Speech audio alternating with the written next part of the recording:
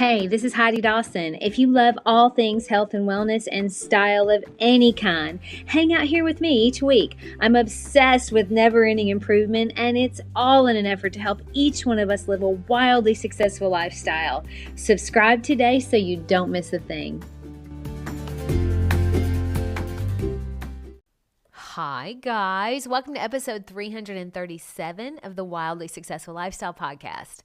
What's going on out there? Are you guys reading good things and listening to new podcasts, hanging out with like-minded people, or at least people who inspire you? I hope so. So I have a few questions. Do you ever ask yourself things like, why do I do this? Why am I like this? Why can't I be this way? Or why can't I be that way? These are questions of frustration.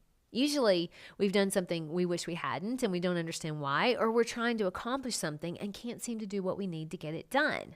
So, for example, maybe you have a mom or dad that wanted you to be a doctor, but you can't get it out of your mind that you don't really want to be.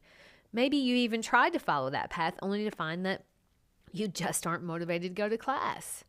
Is there something wrong with you? Or maybe everyone in your group thinks a certain way, but you don't see things that way. Or like for me, my family, all they wanted for us kids was to be in their religion, my parents. That's their biggest wish. And it hasn't really gone that way. 3 out of 5 of us are not in their religion. Why? I used to berate myself and say, why can't you just follow the rules? Why can't you just fall in line? Why can't you be good? That sounds awful to me now. And it's very foreign because I've done so much self-work. But people have expectations of us and we have expectations of ourselves. But a lot of times we want to take a different path. Is there anything wrong with us following our own path? I know if you're listening and you've been listening for a while, I know that you're a free thinker. I know you're putting work into your mindset. You're trying to be the best version of yourself. And so often doing that means going off on a path that hasn't been cleared before. It means bucking the system. It definitely means not following groupthink. You are more than likely someone that's searching for what feels right in the quest to being that best version of you. You see, we're conditioned from a very young age by our experiences, by the things that our parents said or did, or the schools we went to, the people that surrounded us. We have a conditioned mind, and that's why we do the things that we do. Left on autopilot, we'll just have the outcomes that are based on that conditioning.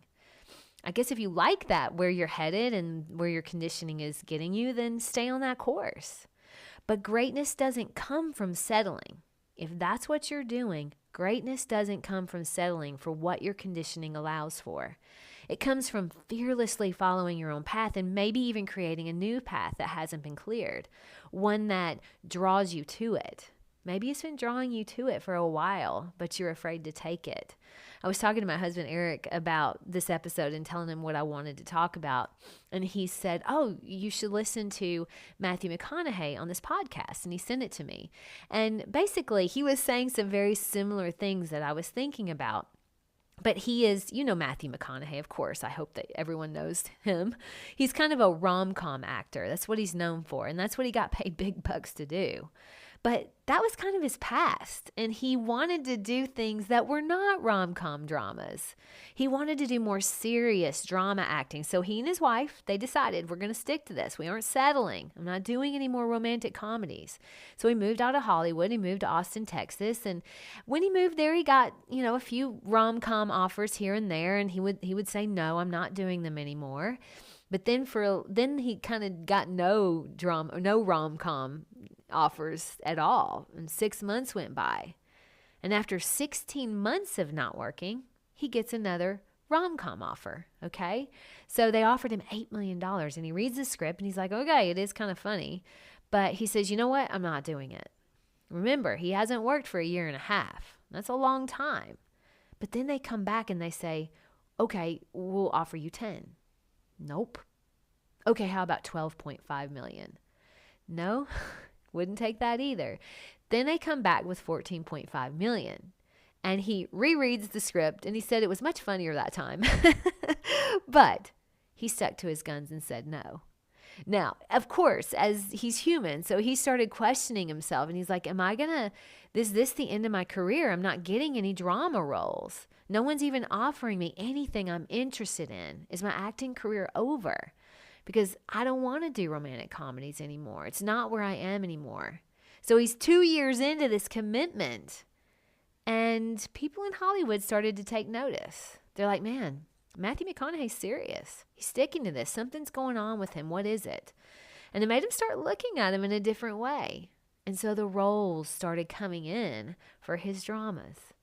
He ended up winning an Oscar for one of them. And he wouldn't have gotten those roles had he not done what he did. Even though people thought he was crazy, his family thought he was crazy. Now, his wife was with him, but his brother was like, man, you're nuts.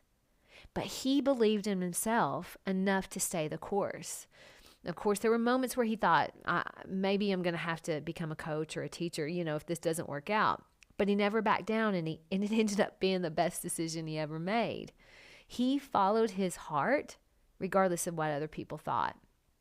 If a path keeps drawing you, will you believe in yourself enough to follow it? Other people that doubt you, they're just doubting you from their conditioning. That's okay. It's not your job to manage their doubt. Don't even try.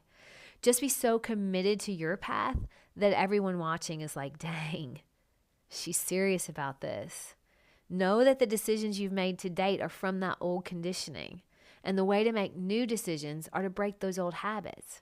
Break out of that conditioning by trying new stuff, reading new things, meeting new people. I wouldn't be where I am without breaking free from a lot of my conditioning through lots of mindset work. It takes gumption to move forward with your own plans in spite of your conditioning. And each step you take that's new or different, that's scary. But it also opens new doors and it shows new paths. And of course, there are going to be obstacles, but you can handle anything that comes up. We always do. Think about that. What happened to you in life that you haven't been able to handle? My guess is you've handled it all because you're here, you're listening, and you can do it again. Conditioning happened by how we were raised. We can't change that. But it's also happening now by who we're around, and what we watch on TV, what we read, what we're listening to, and how much we're scrolling. That's why being intentional about everything you allow in is so important. So yes, you have residual conditioning from your past, but you can decide what conditioning you allow from here on out, and you can change the trajectory of where you're heading. My challenge to you today is to look around you. What's conditioning you now? What are you allowing in? Who are you allowing in? If you want your life to change, it starts with changing your own mind. Keep it hanging out here and we can do it together. Share this with 3 committed people. I love you guys. I'll talk to you in a few days. Don't forget to subscribe and share with your friends because we're just going to keep going bigger and better places together, and I love that about us. Talk to you in a few days.